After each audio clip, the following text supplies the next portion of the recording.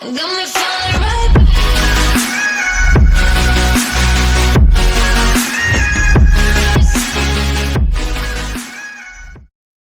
Hey guys, how's it going? Welcome back.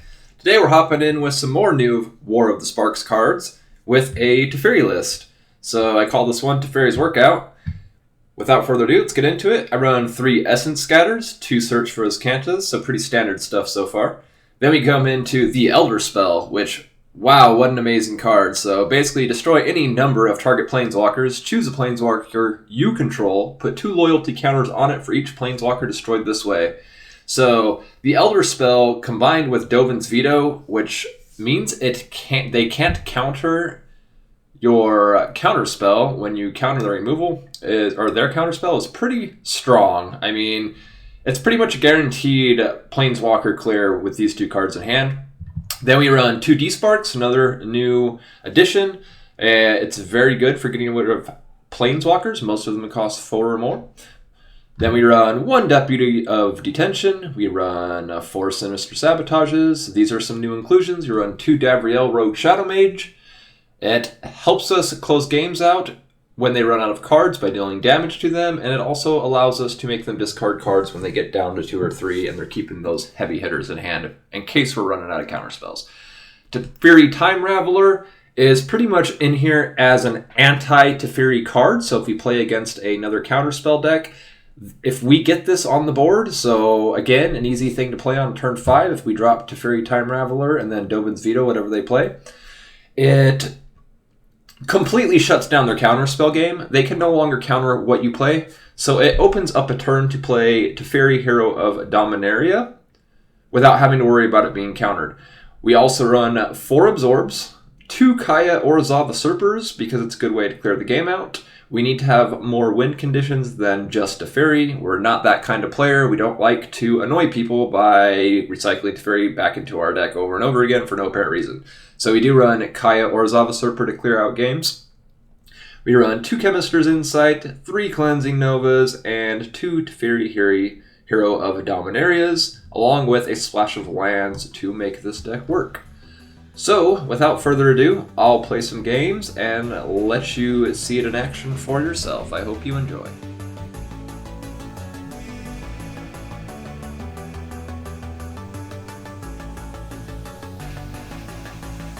So, a little bit of a late hand, but we'll keep it.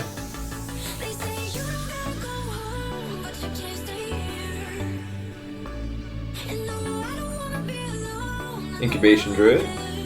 Do have a Deputy of Detention in hand, so that will probably be our play.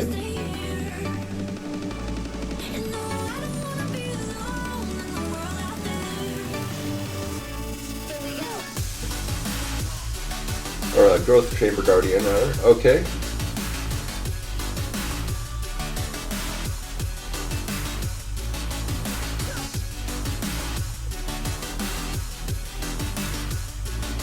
So at this point, we're wondering if he's going to be like a Golgari list, running a bunch of graveyard mechanics, or just a mono white list. We choose to keep the Absorb and Chemister's Insight open. We'll take the damage. We are going to sacrifice our creature at some point so that we can play our Cleansing Nova and have a complete board clear. But that was not the time to do it. No hurry to pay for that land, but we wanted to check our hand first to make sure.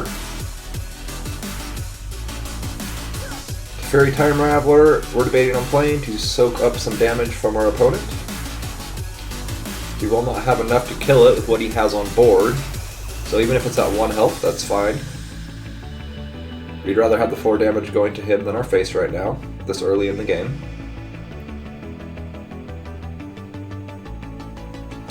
So we sacrifice our creature to allow him to have his creature back because we know we have a Cleansing Nova next turn.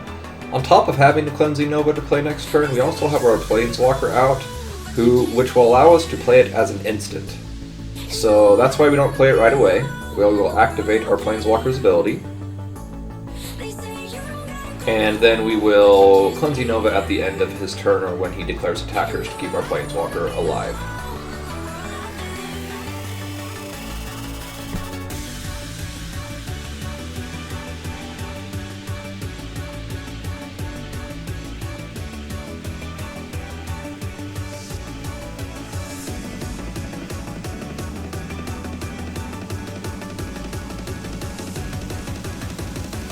So we play the cleansing, clears his board, he is tapped out, so we will have time to play something now.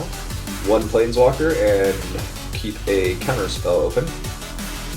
Whenever you use Kaya, you always want to do one creature and one enchantment for the most part. There's situations where that will not be true, but we want to maximize our life gain off of it in this match. I haven't seen any black from this guy yet, so I haven't seen any graveyard reanimations, so I'm not too worried about his creatures in his graveyard. We'll let both of those drop because we know we can minus our Planeswalker to return one to hand.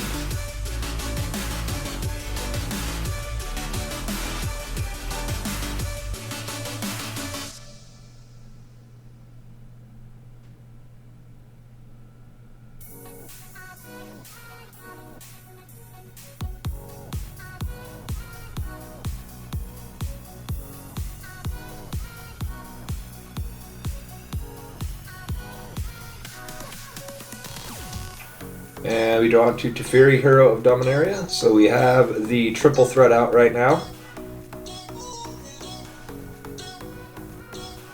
Outside of a haste creature or some form of removal, he cannot take care of them right now. We also have an Absorb open and a Sinister Sabotage, so he would need 2 answers to kill one of them.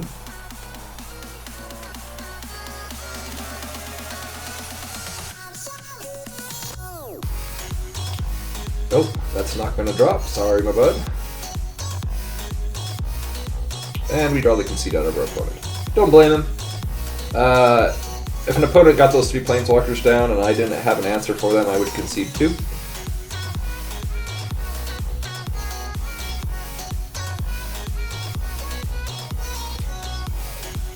Some 2-cost counter spells in our hand. Starting out is a good sign. So we will keep that hand. We're not worried about Revitalize.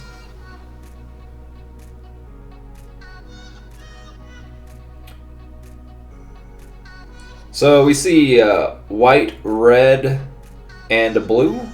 We can assume this is a control list, so we are not going to overextend. And we were right. There's the negate. That's fine. We will draw out his counterspells with the Chemister's Insight. That is kind of the plan here. We know he has them, but we would rather have him spend it on our card draw than our threats. So we play the Teferi with our Dovin's Veto open. We combo his counterspell, he can't do anything about it. And now we have a Teferi out on the board. So he cannot, now after this Teferi's on the board, its passive ability does not allow him to play instants on... He can only play instants anytime he can play a sorcery, so he can no longer play counter spells. So unless he can remove that card, his whole deck is shut down.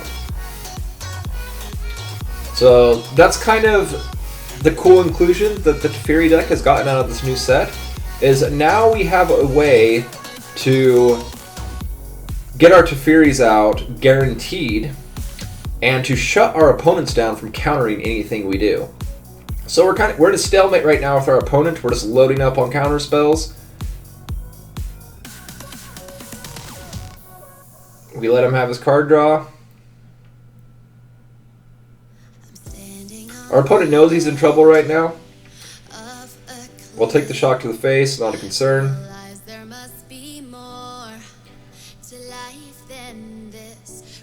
Make sure we can play the Teferi and a counterspell in the same turn. We cannot.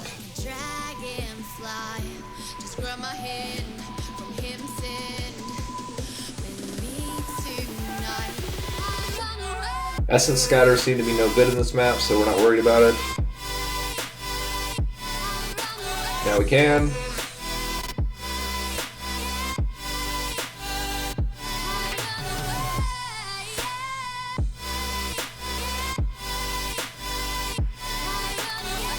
We'll let him draw the first time.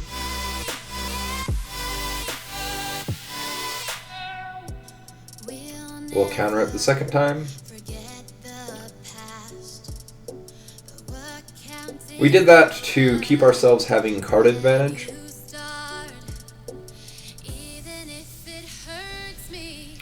take a second Teferi just in case he has an answer for our first, and we will draw the conceit out of our opponent.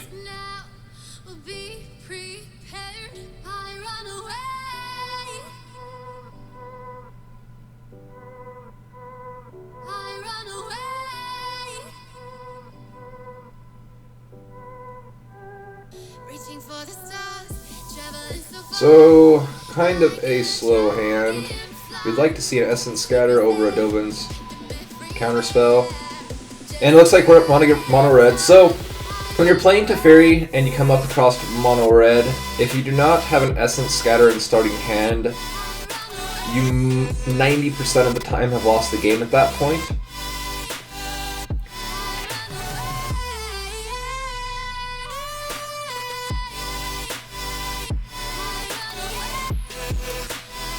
It's a hard decision how to keeping the Absorb open or getting rid of his Steamkin, because we don't want him snowballing with the Steamkin, so that's why we removed it. We can't afford to let him draw the cards with the Gutter Snipe out.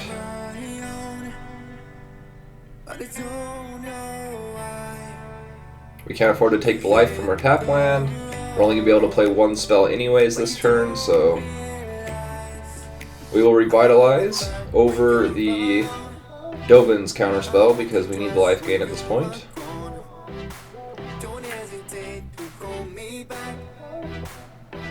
Game is not looking too hot for us at the moment.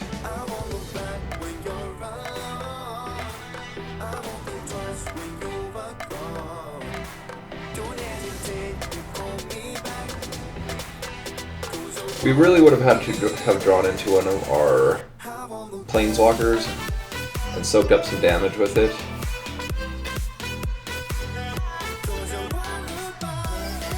So we're under 10. Our opponent has a semi-wide board, generally under 10 with mono red. If you don't have 2 answers in a row, you have lost the game. We don't have enough to cleansing and then counter what he plays the next turn.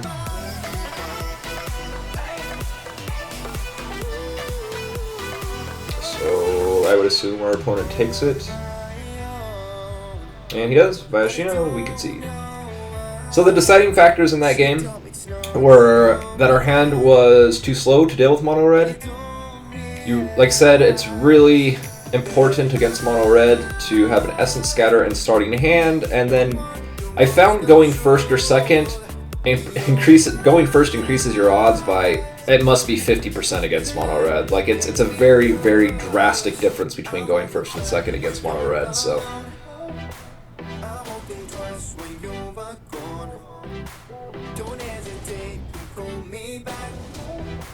I'll throw in the tap land. So this guy seems to be playing something new or different.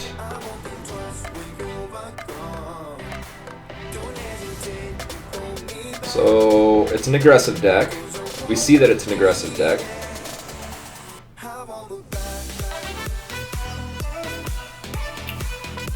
Yep, that'll get countered. Essence Scatter will be a keep. The reason we keep Essence Scatter is because it will allow us to Essence Scatter and counter spell later on if we need to, so we'll have 2 counters in one turn. So our opponent thinks we have a Settle right here. Don't run Settles in this deck. I find they are kind of unreliable at this point, but just running the colors that run Settles seem to net some value in its own because people think you run it, so they don't get all the damage through that they could. There's another new inclusion. Let's see, Sorin, Vengeful Bloodlord, that's a pretty cool card. I'm going to make a black and white control list running him at some point. So we want to remove it on our turn before he can bring anything back.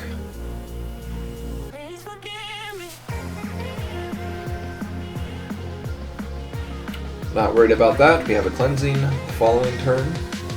Not worried about that, we have a cleansing the following turn. So we will clear his board, take a bunch of damage from all his procs. We're living on a hope and a prayer.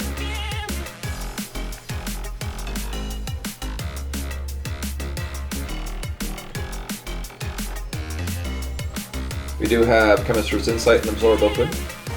So even though it's a dumb creature to counter, we have to. We're too low on life. Teferi is the perfect draw at this moment. He seems to be very creature-focused. So the chances of removal coming out of him, and then he proves me wrong. So we're going to keep Counterspell open. We're going to Chemister's Insight at the end of turn, so we'll Counterspell what he plays. We'll Chemister's Insight to continue to gain card advantage. Search for Azcanta is perfect. Thanks for watching, everyone. I hope you enjoyed the video. As always, enjoy life. I'll see you next time.